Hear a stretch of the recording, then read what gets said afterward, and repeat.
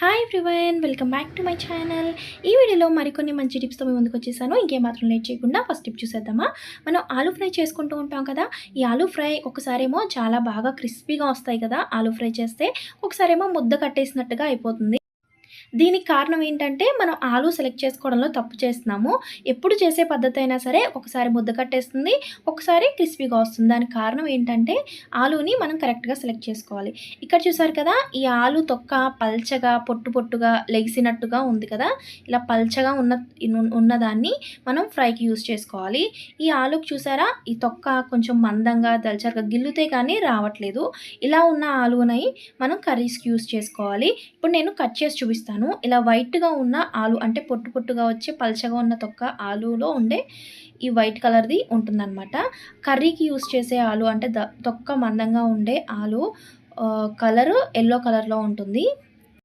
So, ఎప్పుడు కూడా ఈ వైట్ కలర్ దాన్నే ఆలు ఫ్రైకి సెలెక్ట్ చేసుకోవాలి. ఆలు ఫ్రై చేసుకోవాలి. అప్పుడే క్రిస్పీగా వస్తాయన్నమాట, ముద్ద కట్టకుండా.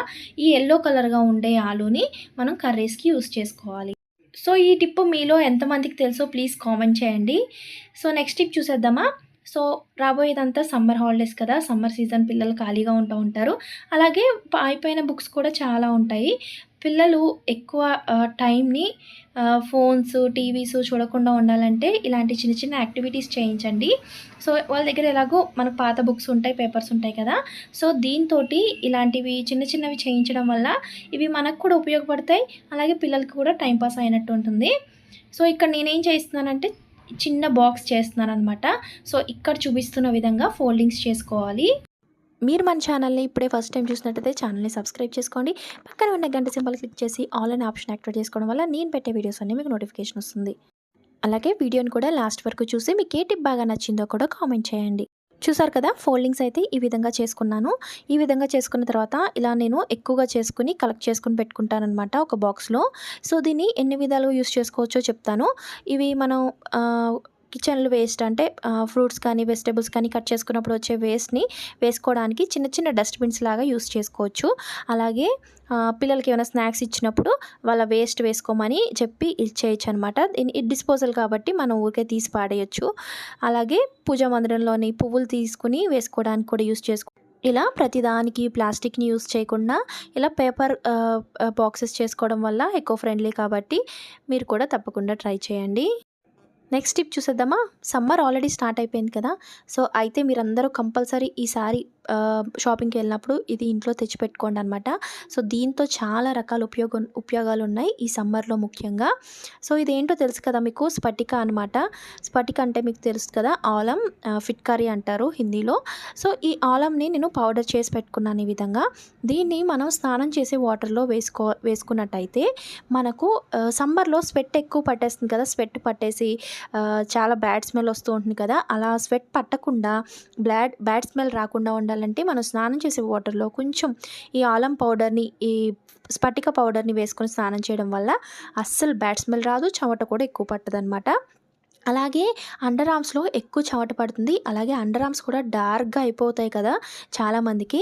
అలా అయిపోయినట్టయితే మనం ఇలాంటి ఒక స్ఫటిక ముక్కను తీసుకుని మనం అండర్ ఆర్మ్స్లో రబ్ చేసుకున్నట్టయితే, స్నానం చేసిన తర్వాత అండర్ ఆర్మ్స్లో ఈ స్ఫటిక ముక్కతో రబ్ చేసినట్టయితే అస్సలు చెమట పట్టదనమాట. చెమట ఎక్కువ పట్టదు. అలాగే ఒకవేళ పట్టినా కూడా బ్యాడ్ స్మెల్ రాదనమాట. అలాగే అండర్ ఆర్మ్స్లో ఉన్న డార్క్నెస్ అంతా పోయి మన స్కిన్ కలర్కి మ్యాచ్ అయిపోతుంది. ఈ స్ఫటిక అన్నది న్యాచురల్ కాబట్టి మీకు ఎలాంటి సైడ్ ఎఫెక్ట్స్ కూడా ఉండవు. నెక్స్ట్ టిప్ చూసేద్దామా.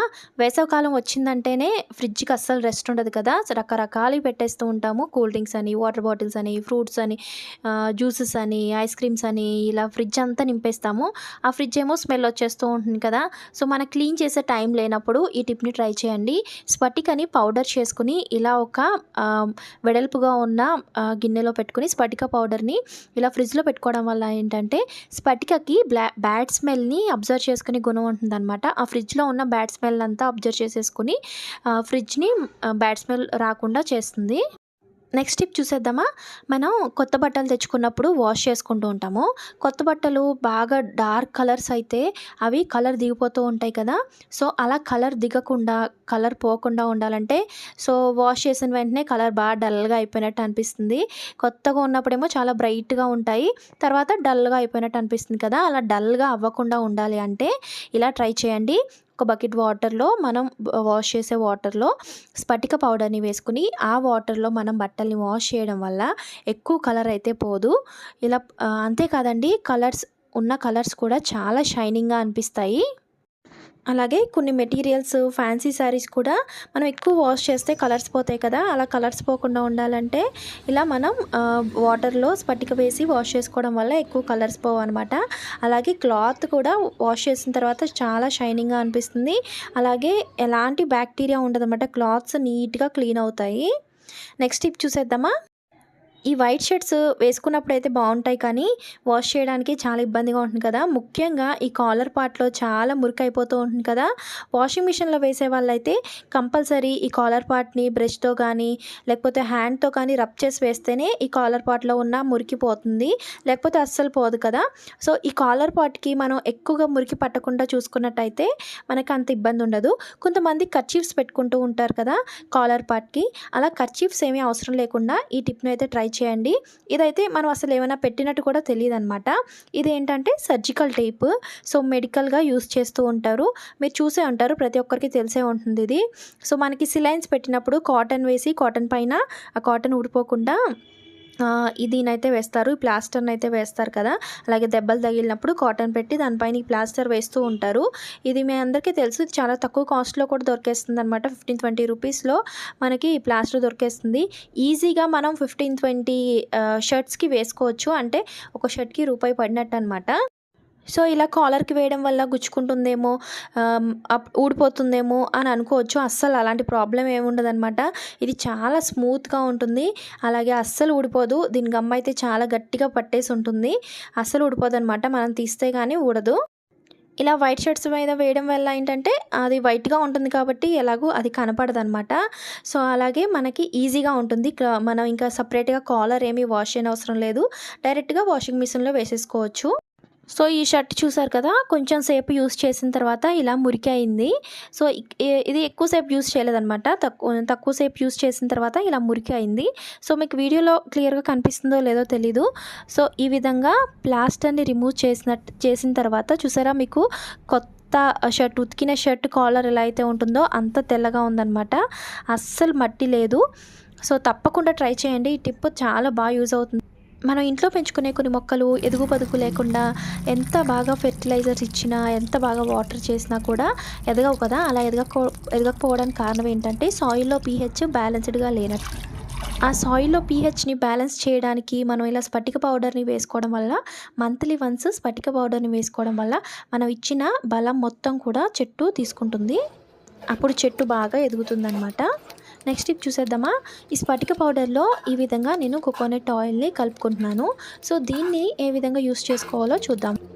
కాళ్ళ పగులకైతే ఈ రెమెడీ చాలా బాగా ఉపయోగపడుతుందన్నమాట.